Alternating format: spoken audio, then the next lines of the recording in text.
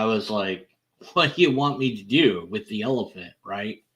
And he was like, put it away. And I'm like, I don't want to. Oh, hi. I was just having a conversation with my completely made up producer who doesn't exist. And we were having a conversation that I was making up on the fly about putting an elephant away. You're watching Deconverted Man. Thanks for watching, by the way. But now I'm going to watch a video, and you will watch me watch that video, and then I will respond to that video because that's what I do. And so that's what we're gonna do that now. And this guy says, "Why theism? A philosophical perspective, but from this guy Alex Boldt. Boldt? I don't know. Let's check it out. His webcam appears to be underwater behind a dirty glass door, but that's okay. You know, I'm just teasing. You know, just a little joke. Don't get upset. I'm teasing your webcam. Hey, I had a bad webcam for a long time, so it's okay. It's okay. Welcome to my next video, Why Theism? A Philosophical Perspective. There are a number of points to really consider, but I suppose I should start with the topic of wisdom.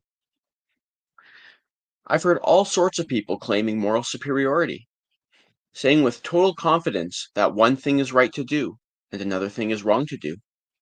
This really begs the question, however, what makes something right? What makes something wrong?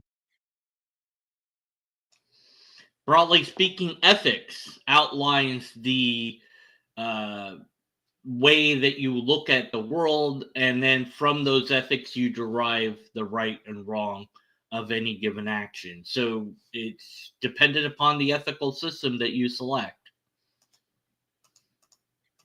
Let us really consider the matter. One day I will die. Maybe a few people will mourn for me, maybe more than a few. Then they will die. It is unlikely anyone will mourn me after 1 or 2 generations. Will I care, though? No, I will not. If you give me the most brutal death possible, I can say with confidence that I won't care about how much I suffered after I die. Similarly, I could live the wealthiest life ever. When I die, none of that will matter. It is entirely meaningless. It matters now, and I don't go for the nihilistic idea that when the story ends, that means the story was pointless. The story is still going on right now, and it's still a good story. Well, it's a story. Maybe it's not good. Maybe it's a bad story. I don't know. But it's a story, and stories have endings. And you can't become a legend until the legend is over. That is to say, when the story ends, that's when it can become legendary. And how many people know about that or whatever, who knows? But that doesn't make it meaningless. It's meaningful to you right now, right here. And I guess I could have said that the other way around. And it matters to the people that care about you and the people that will be sad to see you go. And so that matters to them. That mattering is finite doesn't make that matter any less. In fact, it makes it more meaningful. The story, if it kept going and going, would get boring. 10,000 years into the future, our individual choices will have no relevance. If they do, then perhaps 10 billion years is what it takes for us to become irrelevant. When we take justice out of the picture, morality loses all value. In a world where everything is survival of the fittest, right and wrong lose all substance. Everything is about now. The past and future be damned. That's a weird view to hold. I don't agree with it at all. But if that's your view, that's your view. My ethical system is somewhat utilitarian, I guess, ish. And I know utilitarian's not a good system. I know most ethical systems are not very good. But I also know that there's one ethical system that is the worst without question. And is it really even a system? And that's divine command theory. because there you're not even knowing if something is right or wrong. You're being told what's right or wrong by a deity that you can't know is a real thing. So DCT is the worst ethical system, bottom line. But again, this whole things won't ultimately matter in X amount of time. Yeah, in a trillion years, the Earth won't exist anymore because the sun will have eaten it, and there won't be any sun, and et cetera, et cetera. It still doesn't mean that what we do now isn't important. I can't remember the name of the movie. I'll put it in the comments when I look it up later. But there's a movie about the end of the world. Everyone knows the world's coming to an end, and the guy's trying to find somebody he cares about or whatever. And on his way, these people invite him in to have their way with this gal that they grabbed from the street, and they're having their way with her. And she's rather young, but the world's about to end. So who cares? Well, he cares. He intervenes and saves her from that situation, costing him time that he could have otherwise spent with the person that he was trying to find and share that last moment of time with. Their suffering mattered in that moment, and it continues to matter up until the moment that they don't suffer anymore and can't experience anything further, because suffering is still a negative thing to experience. The world ending doesn't justify doing evil. Why then do we speak as if our choices have any meaning? The future is not now, and when it comes, it is fleeting. This goes to show one thing: life is meaningless without eternal justice. Life is meaningful with or without eternal justice. But even if it is the case that you're correct, that doesn't mean that there is eternal justice. This would be a potential appeal to consequence. So, oh no, life is meaningless unless X is true, and I want X to be true. Therefore, X must be true because I don't like the consequence of life being meaningless. Now, if it is meaningless, objectively speaking, okay, that's how it is. Got to deal with it. Got to put up with it. You got to do the best that you can within the time that you have, and it will affect people now for sure, and it will affect people later for sure. And however long that is matters to those people, and that it won't matter when they're dead doesn't make it not matter in the moment. So this projection into the future just doesn't work for me as a way to negate pain and suffering that exists right here, right now. There's a thought experiment that I don't know if I came up with it, but at any rate, if I torture you for 5 hours, but then I wipe the memory of you being tortured from you, I remember it, but you don't. The last 5 hours, you have no idea what happened. Is my torture allowable? Does it matter? And in my view of ethics, it absolutely is wrong to do that, because causing suffering without any positive reason that can be actually justified, beyond personal satisfaction, is wrong. And it doesn't matter that you don't remember it. Now, that's my personal ethics. Your ethics might differ. But basically, you're saying, well, because it's, there's no celestial justice, then therefore there must be, a meaningless world. Okay. Maybe there's a meaningless world. We still have to live and operate in it. So we're not going to act as if it's meaningless to us. And those that do act that way will be shunned from society. So they won't do very well in our society. They won't fit in. They will wind up in jail or dead. And that will be the end of that. So it's in your best interest to live in a positive way because that attracts more potential for positive outcomes to you than living in a negative way. In fact, I have a whole book called Logic and Morals where I outline a logical argument for morality based on logic. It's logical principles. So you could get that book and check it out. Anyways.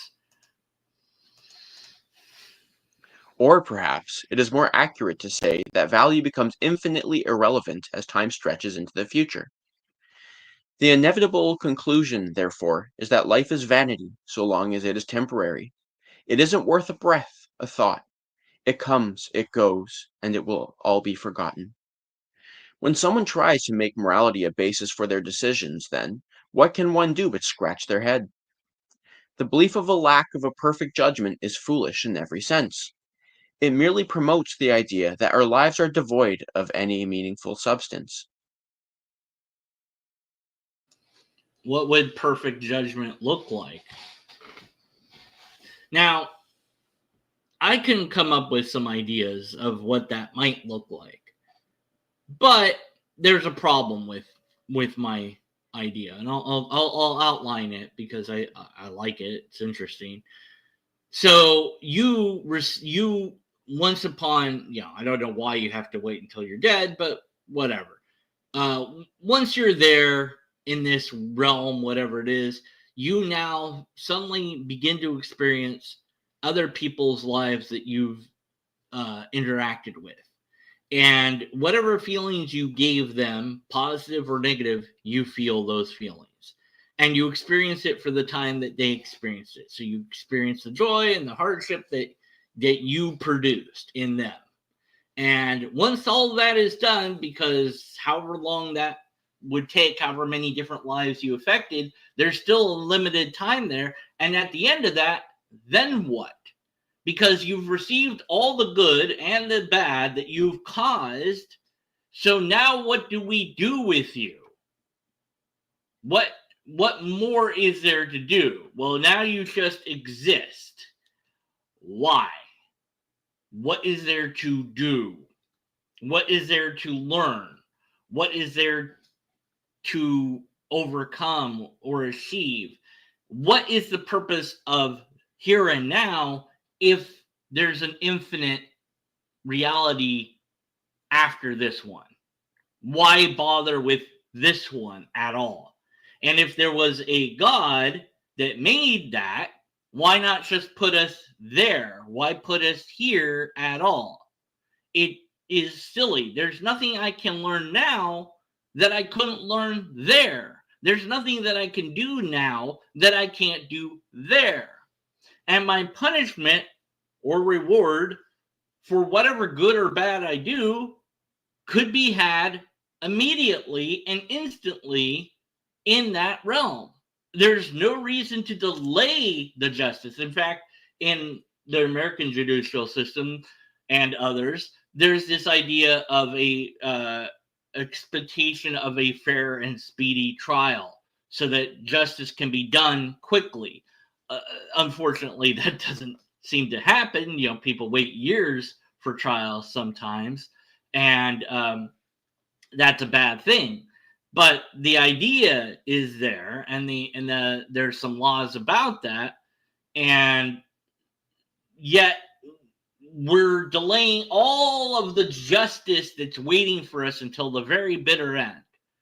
And Zoroastrianism had this idea, of course, and other religions have it, of course, where the more good you do, the more tilted up you are, and the more bad you do, the more tilted down you go.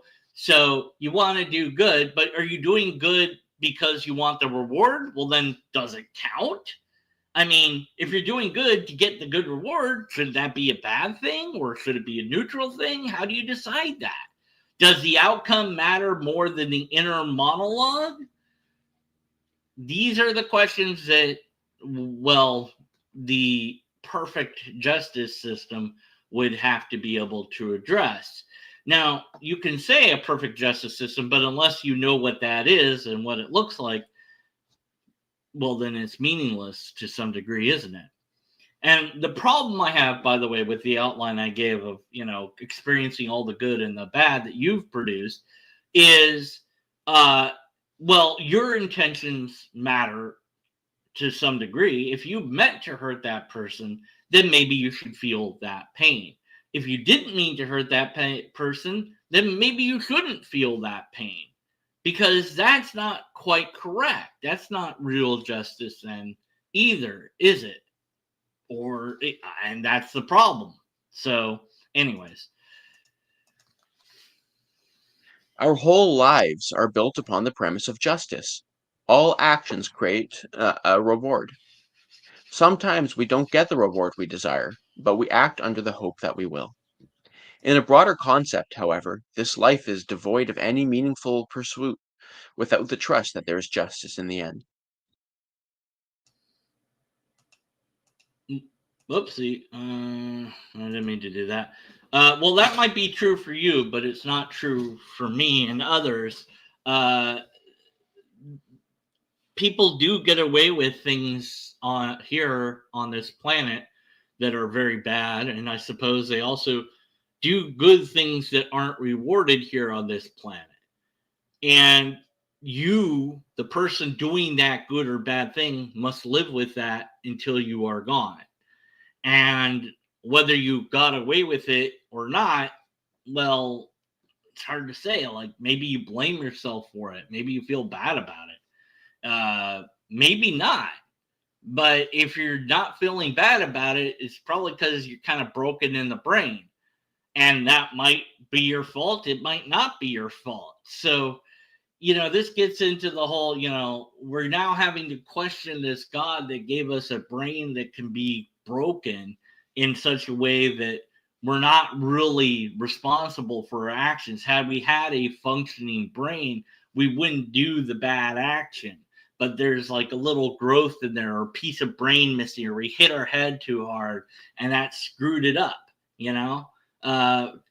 Footballers get concussions, and that affects their personalities, and they more than often turn violent because of it. And these things, micro concussions, that add up over time.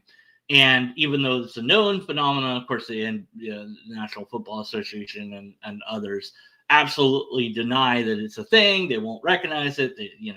They'll walk around it. They'll do whatever they can to keep players playing the violent sport rather than make it safe, because, well, people like people being tackled and whatnot, and they're in mini tanks and so on.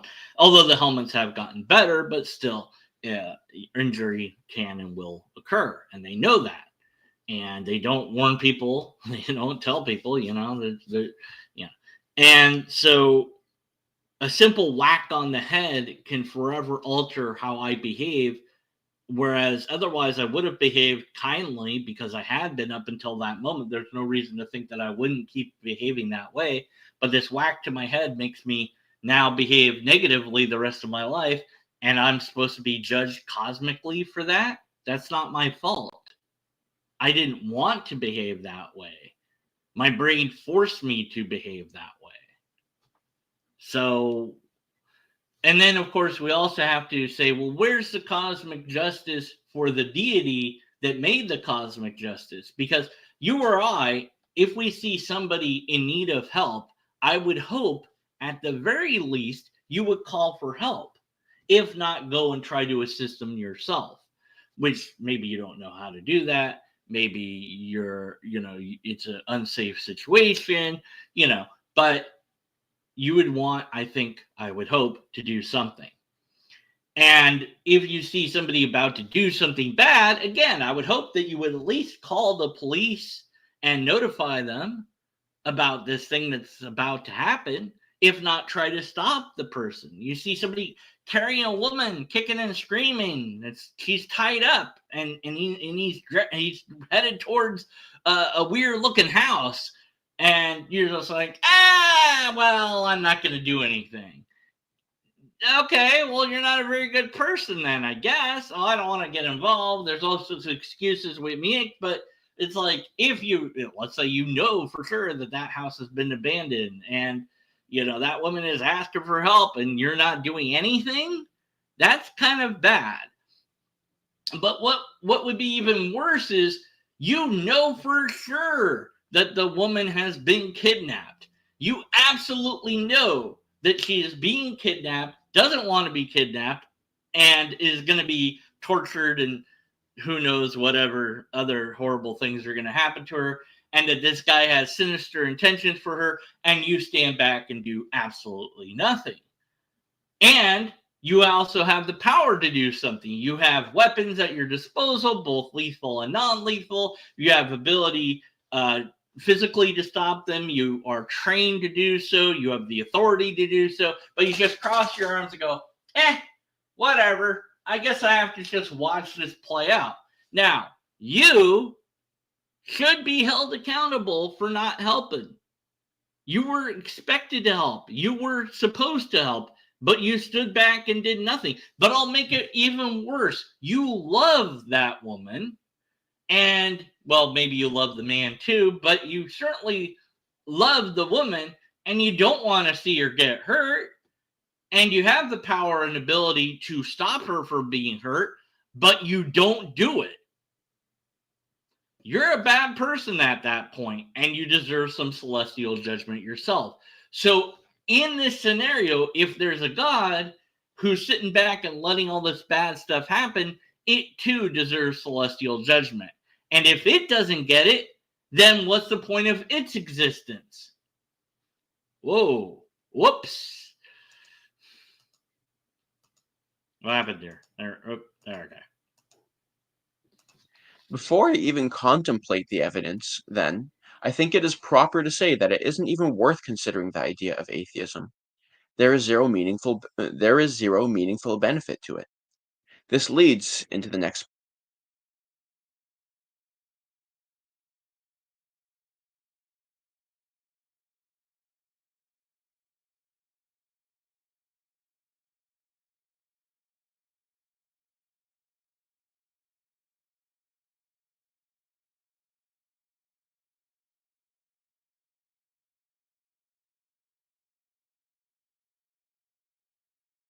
Myself. Muted myself. Only professionalism here, folks. So atheism doesn't have a benefit. I don't know what that even means. I don't believe in God. Does that have what does it matter if it does or doesn't have a benefit? How does that doesn't make something true or false? Like, hey, Mormonism, if Mormonism is true, you get the benefit of becoming a god of your own planet eventually, if you worked hard enough. So, therefore, Mormonism must be true because the benefit is really good. That's just silly. That's not how to conclude anything true. It's just, well, I don't like this. It doesn't have a benefit. How do you know that? Have you tried atheism? You haven't really tried it. You seem to think that it means a lot of things that it doesn't mean. In fact, I've found great benefit in being a skeptic. And that one is I can learn anything and it doesn't hurt me to learn it. I can learn that there isn't a God and I'm like, okay. Oh, well, sucks, I guess. I mean, whatever. What are you going to do about it? Or I could learn there is a God and I'd be like, oh, okay, cool. Neat. Let's see how that works. What's the deal there? What's going on? I can learn stuff and nothing I learn will shatter my reality because I just accept reality on its own terms. So I'm more free to learn things and understand things and see things from more perspectives now than I was when I was a believer. That might not be true for every given individual, but it is for me. So,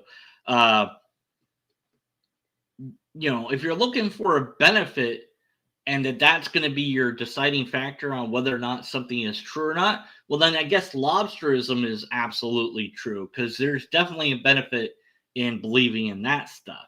Also, I have a challenge on my YouTube channel called The Challenge. And I would ask you if you're going to take that challenge and go ahead and do it, because the benefit of completing it is so great that there's no reason that you shouldn't do that challenge. I'll link that challenge in the description if I remember. I will post link to it. Okay, I'm reminding myself to do that.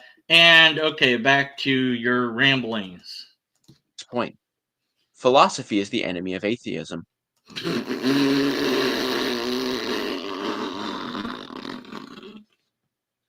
What?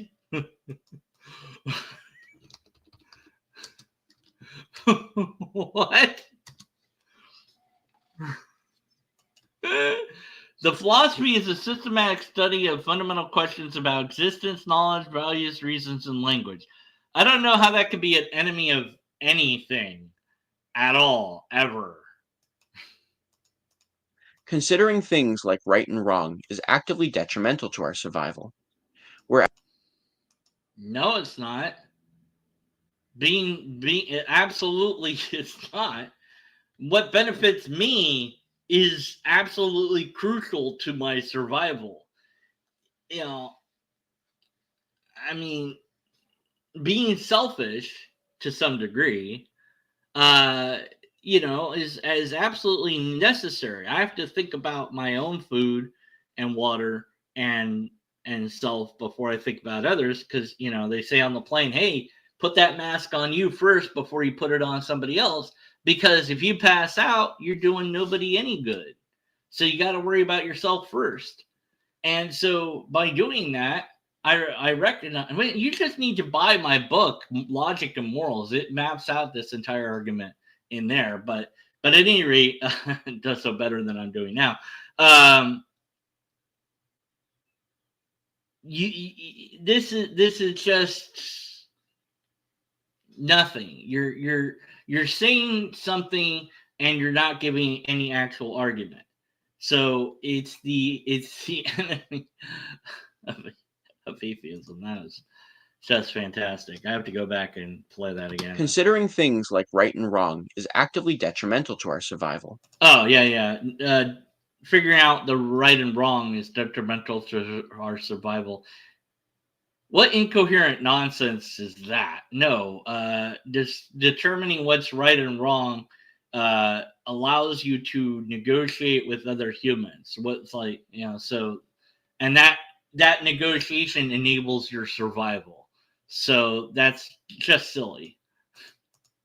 Where evolution is founded on the premise that the fittest survive. Evolution is not founded on any premise like that. That's not how evolution is.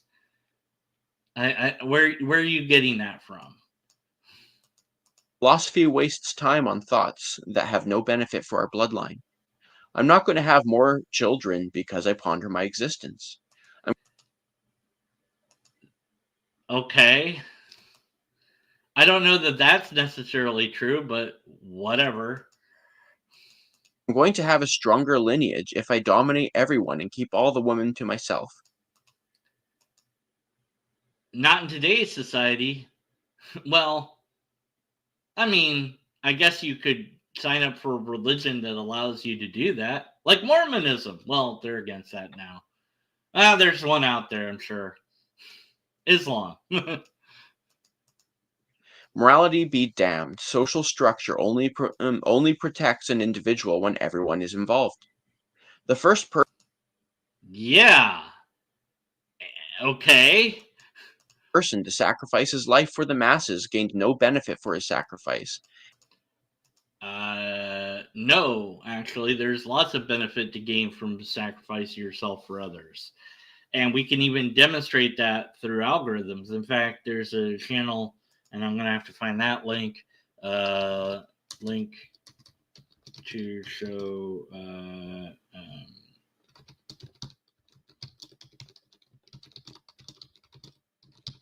he uses little blobs, and he does a computer model to show that non-selfish altruistic behavior is beneficial Now, that individual is sacrificing their life, but yeah, for the greater whole to keep surviving. And it makes perfect sense that you would do that, especially if it's your own children that you're sacrificing yourself for. Because yeah, of course you're going to do that. So this is just silly. Nothing you're saying here is actually true in reality. And everyone else was encouraged to let someone else do the sacrificing. Atheism does not promote community. It promotes Well, that's kind of technically true. Atheism doesn't promote anything because, once again, atheism is not a worldview. Atheism is not a worldview. Okay? It's not. So it doesn't promote anything. It doesn't demote anything. It doesn't tell you anything about anything. It is purely a descriptive word that answers the question, do you believe in God? And if you say no, you're an atheist, then that's it. It is it is not a it is a description, not a prescription. And so yeah, it doesn't promote anything. What else are you gonna say? Okay. selfishness. Wait, what? Atheism does not promote community. It promotes selfishness. No, it doesn't. It doesn't promote community, nor does it promote selfishness. Atheism promotes nothing at all because it's not a worldview. Now you're just lying. The process to arrive at a social structure takes great jumps that are counter to any evolutionary process.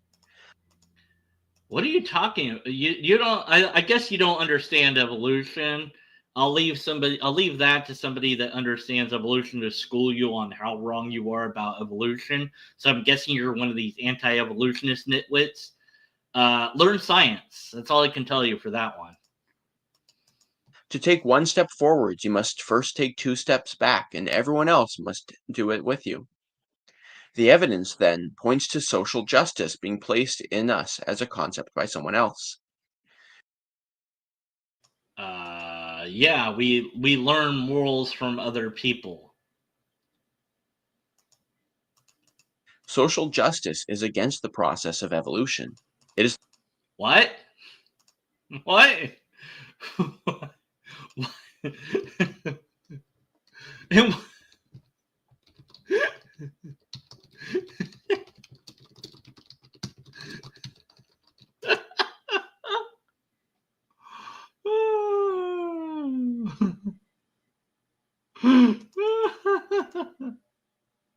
Did he get that? What?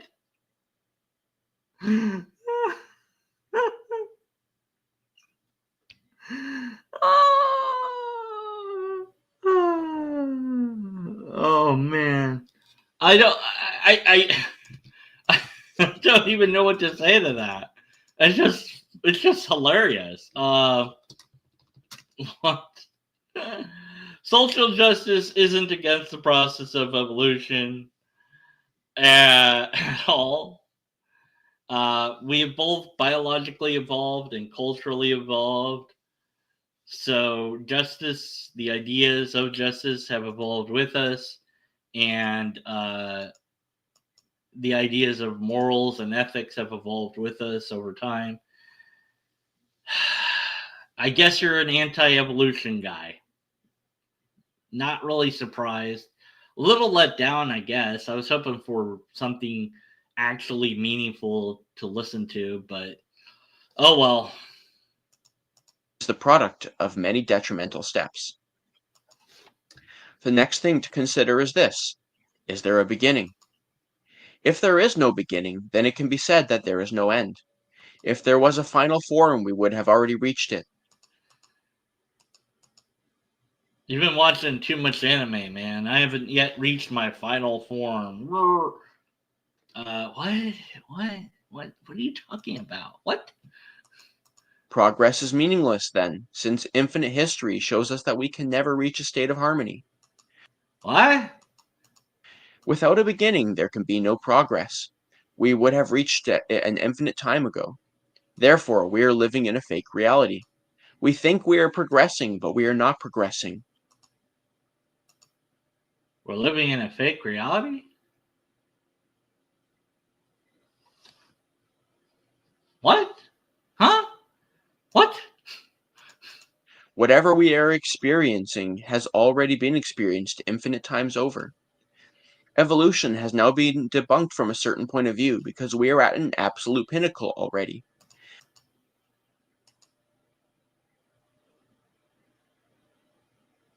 Evolution has not been debunked from any point of view. It appears to me you don't even know what the word evolution means at this point.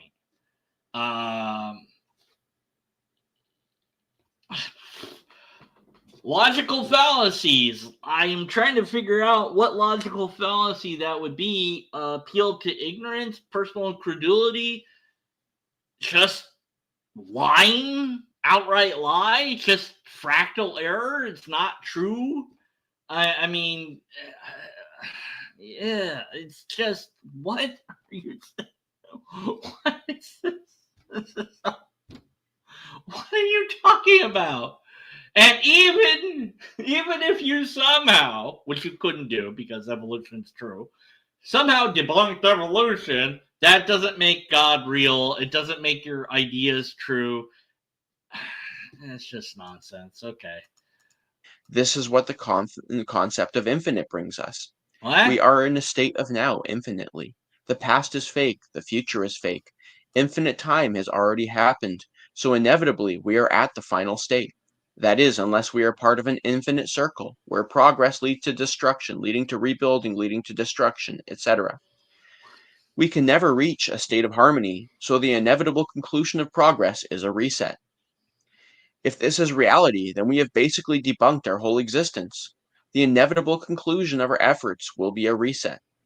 Either that or we accomplish nothing at all. The conclusion is vanity. This perspective is simply foolishness. It doesn't benefit us or anyone else. The other option is that there is a beginning. What beginning, though? Matter cannot poof itself into existence. Thought cannot suddenly create itself. Therefore, matter, thought, and time share a common origin. Many people struggle so deeply against the concept of God, but it is so simple as acknowledging that thought, matter, and time coexist together at the source.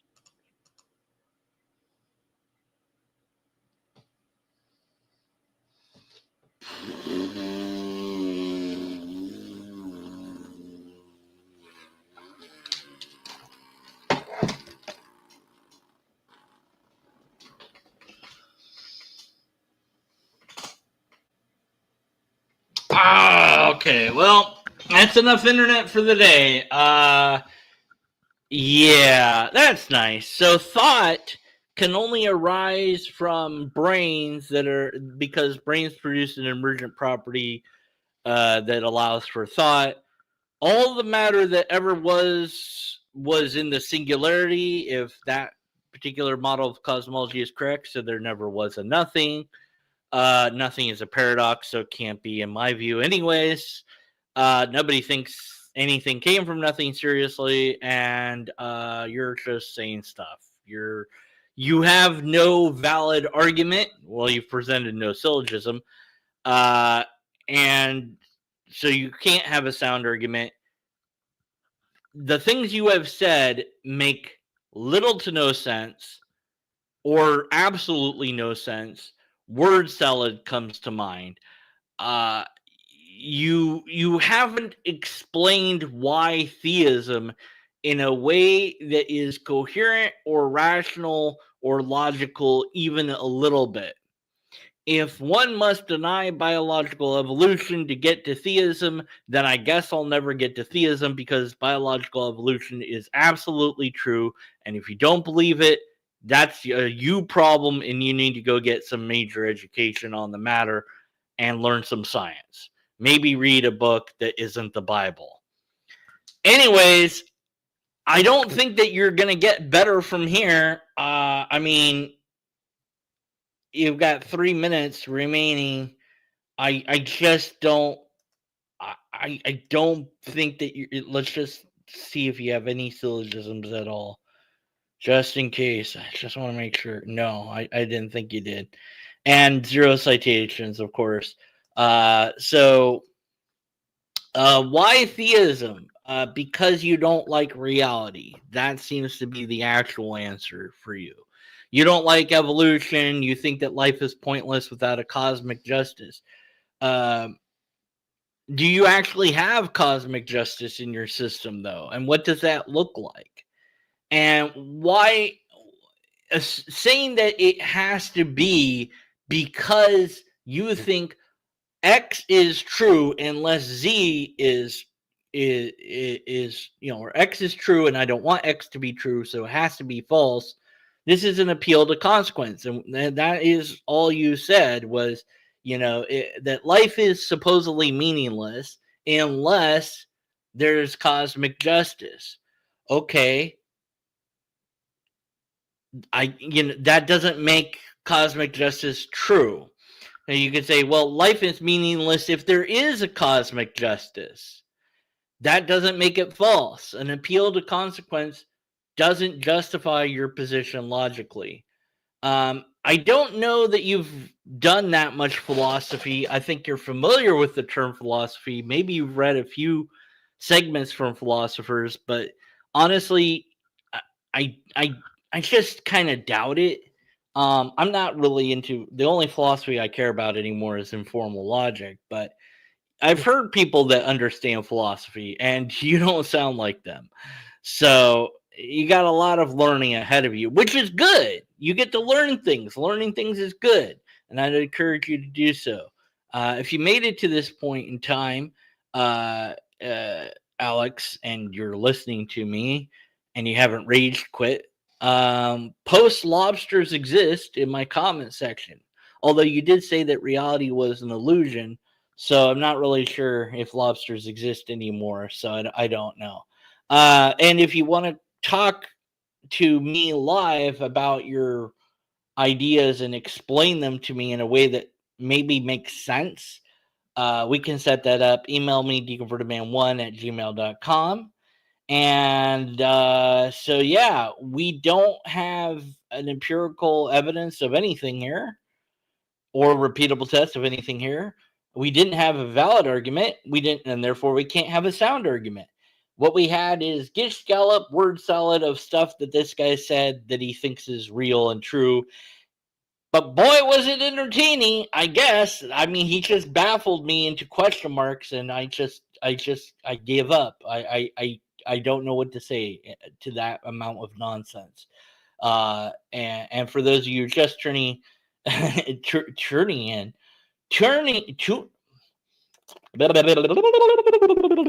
tuning in.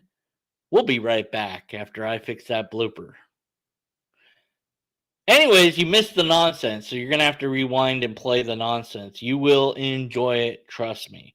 Post a comment on this video once it's a video, and like, comment, subscribe, and I'm probably going to be asking for money soon because, yeah, I don't want to do that, but I might have to. All right, until next time. What do we say here? What do I say here? Elephants? What are you talking about? Oh, right. Yeah, that goes back to the, yeah. See, I didn't forget about the elephants because they never forget. Also, happy Mother's Day. Why did I do a video about this on this day? I don't know. Why do I do anything? Be skeptical. Web experts face is pointless.